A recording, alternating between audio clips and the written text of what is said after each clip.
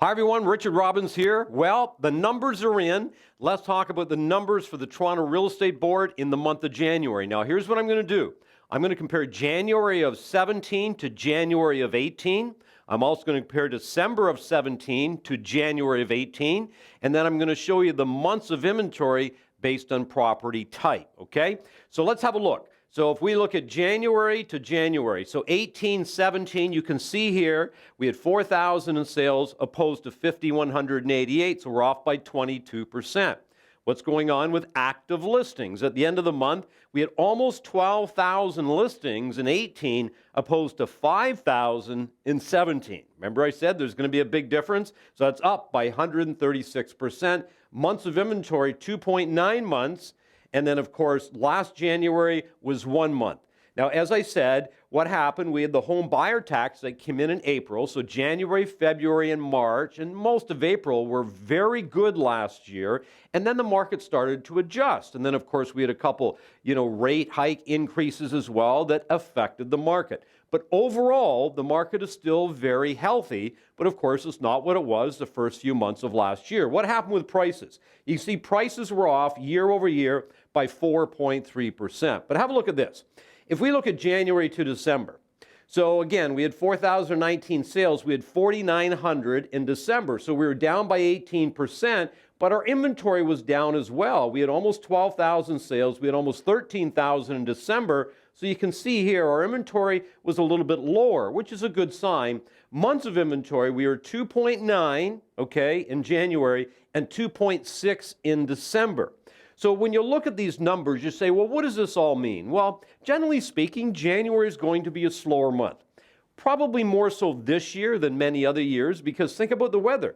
It's been an extreme winter. We've had a lot of snow. We've had a lot of cold. And quite honestly, a lot of people probably just aren't in the mood. You know what I mean? Like they're not thinking about the spring market at this point. But let's look at months of inventory. So if we look at months of inventory by detached, semi-detached, condo townhouses, and condo apartments, you can see we got 4.1 in detached. We got 2.1 semi-detached. We got 1.9 in condo townhouses, and condo apartments we get 2 months. This here's a very strong market, okay? This obviously is a little bit weaker, but still healthy. Now, when I look at this, you say the reason we're seeing this is because affordability here is very difficult for most people. So if you want to get in the market in the Greater Toronto area, you're probably leaning more towards a condo, townhouse, condo apartment, whatever the case is. So when you look at it, you say, well, right now we get 2.9 months of inventory. A balanced market is around 5 months of inventory, if you know what I'm saying, right? Once we get above that, it totally becomes a buyer's market. So we're still right now in what I would call a very healthy market. However, it's a different market from the beginning of last year. And we're going to see more of this market, I think, throughout the next couple of months. So what you have right now is probably what you're going to get for the next couple of months. So you have to develop a new skill set.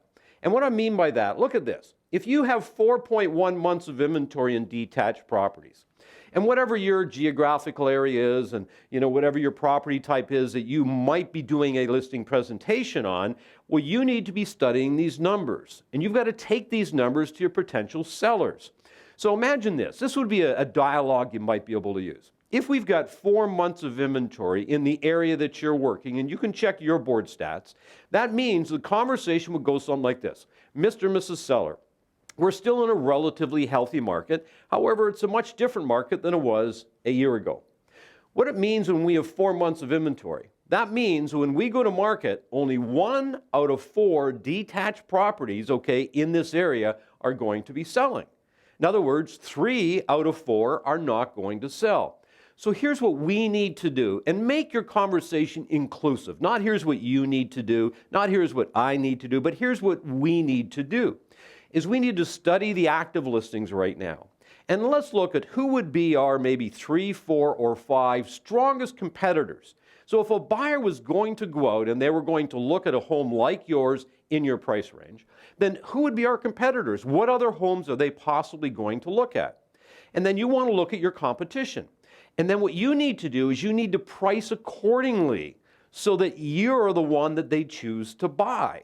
and help them make these decisions. Now, that doesn't mean they're going to make the right decision all the time, but remember, education is what you need to do. You need to help them understand what it is they don't fully understand. And then all of a sudden they look at it and say, well, that makes a lot of sense. Or maybe you need to take them out and show them their competition and show them who they're competing against when they go to market so they can make better decisions. Remember, your job as a salesperson is to assist people in making decisions that are in their best interest. I hope this was helpful. I'll be talking to you again next month. In the meantime, remember, it's a beautiful life. Make it count.